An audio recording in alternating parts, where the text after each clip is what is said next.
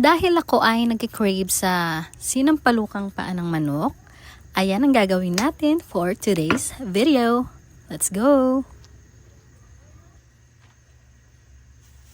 So ayan, nilagyan ko na siya ng mantika and then igigisa natin ang maraming luya.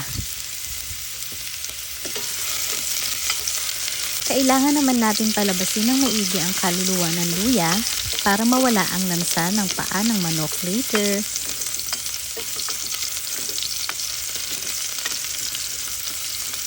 And then, kapag ganyan na itsura ng luya, pwede na natin isunod ang bawang.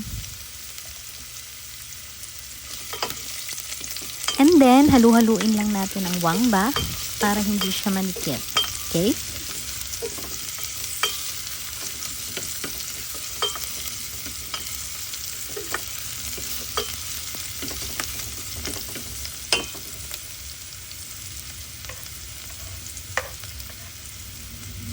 And this time, ilalagay na rin natin ang onions.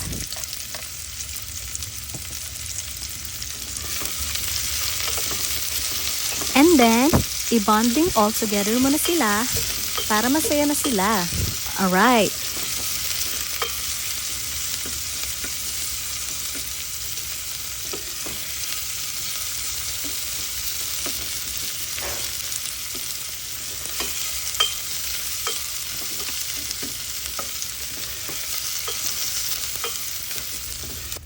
Tapos, kapag ganyan na itsura ng bawang, luya at sibuyas natin na medyo sunog na, lalagyan naman natin ang mga paa ng manok.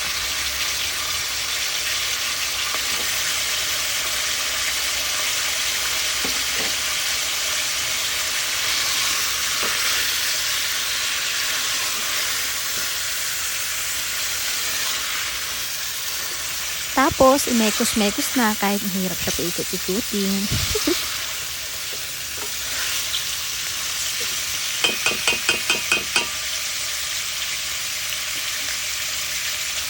And this time, lalagyan ko siya ng kaunting patis para lumasan ang ating paa.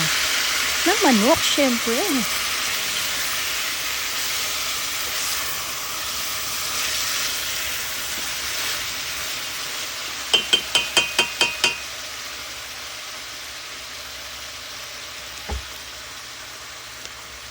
And now, bubudburan ko siya ng paminta, pampadagdag ng lasa.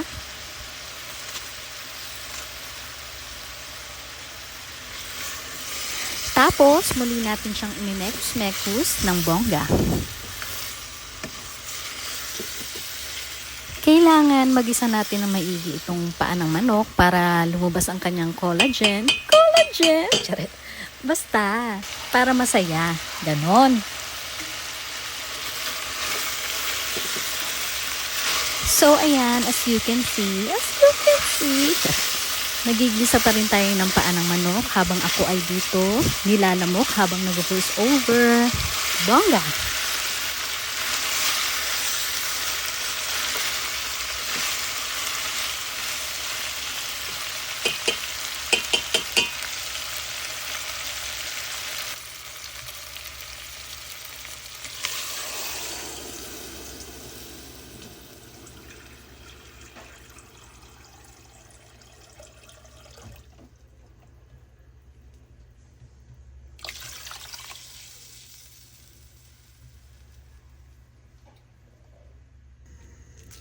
At sa bahaging ito, ilalagay naman natin ang chicken Knorr cubes. Baka naman! At takpan mo na. Okay? Pag ganyang kumukulo na ang ating kasabawan, katubigan, kasarapan, imekos lang natin ito ng bahagya. Tsaka natin siya bubudburan ng sinigang, original, sampalok. Yeah.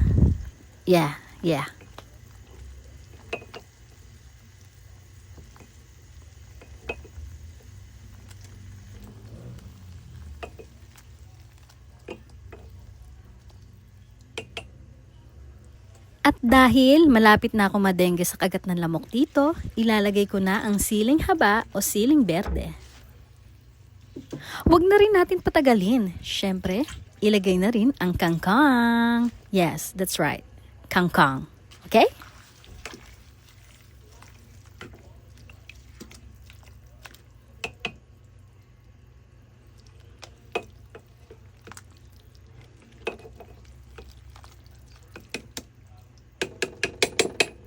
At sa puntong ito, napansin ko parang may kakaiba sa paa. Charis. Oh, ibabak nyo yun. Babak nyo. Siyempre, titignan nyo ano yung kakaiba na yun.